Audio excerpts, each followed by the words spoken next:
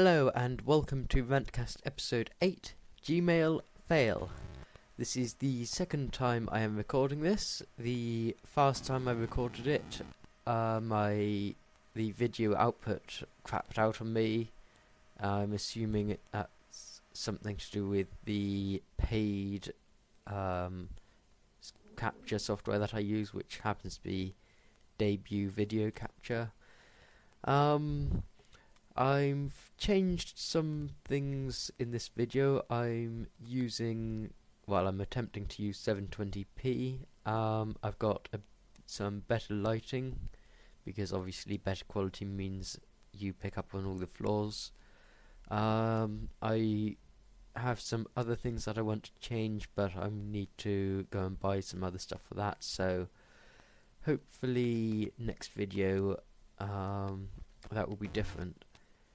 The other change is I will be recording videos either on the Saturday or the Sunday and uploading them on the Sunday night, simply because I'm working for myself now, which means I'm working longer hours and I don't have time during the week to record. So this video is all about Gmail. I like Google, I like their services. I use Gmail for my personal mail, and that doesn't get many emails through. It's pretty much just a gateway to the other services. I also use it as my work's email, or I used to, and this is where it fails for me, which I'll explain in a minute. A lot of techs really love Gmail. It's often used as a reason that desktop clients aren't needed anymore and can be scrapped. I don't get on with it, mainly because I like complete control. I like to spend hours tweaking a new program, and then I generally never have to touch the settings again. And Google doesn't allow you to tweak it in that way. It's got a very minimalist interface, it's got very little control over what you can do with it, and it makes a lot of assumptions about how you should use your mail and how you will be using your mail. Like it assumes that you want to keep everything, which most people, standard users, aren't going to come anywhere near the 10 gigabyte storage space they have. But with my work's email, I get emails from the server every day, which need to be looked at once and deleted. And if they get archived and put into the all mail folder rather than the bin, then that quota starts getting eaten up pretty quickly. It doesn't have good support for IMAP or POP. It uses its own interpretation of the standards.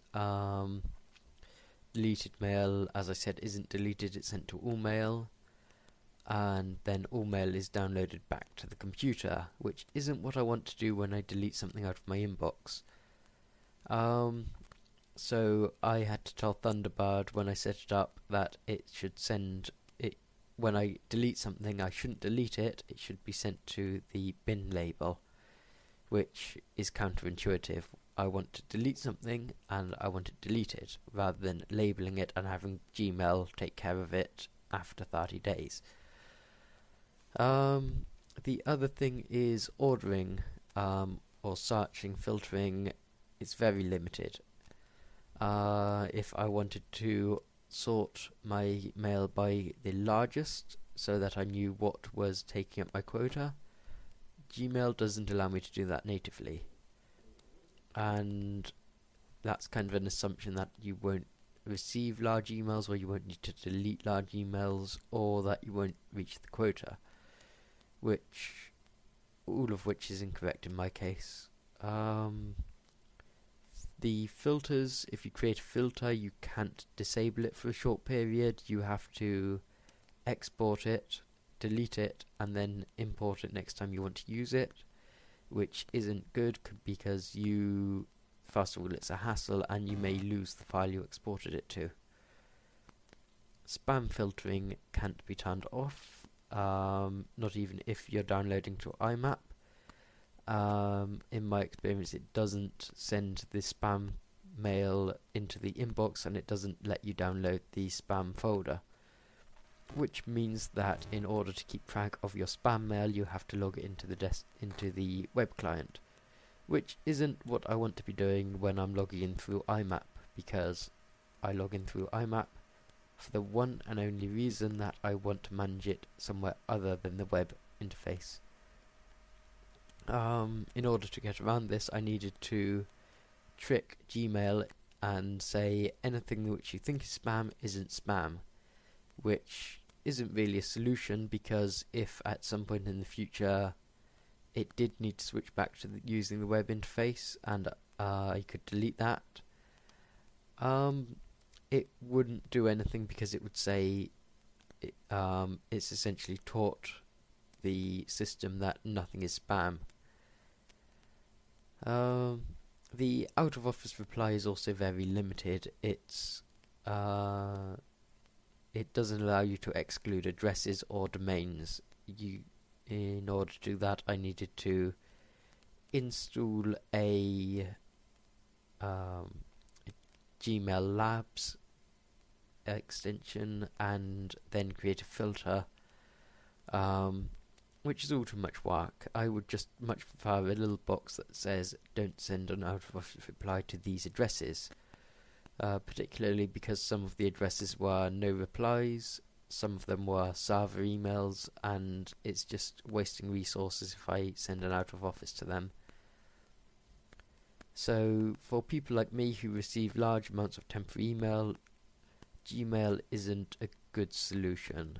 It does alright, but it's far too annoying. You've got to spend far too much time setting it up, and it still doesn't work quite how you want it to. It's really designed for the average users and the people who care more about just reading the email rather than how they read it. So if I've missed anything out here, if you disagree with anything, leave a comment or leave a video reply or anything you want. Let's start a discussion. Goodbye, Internet.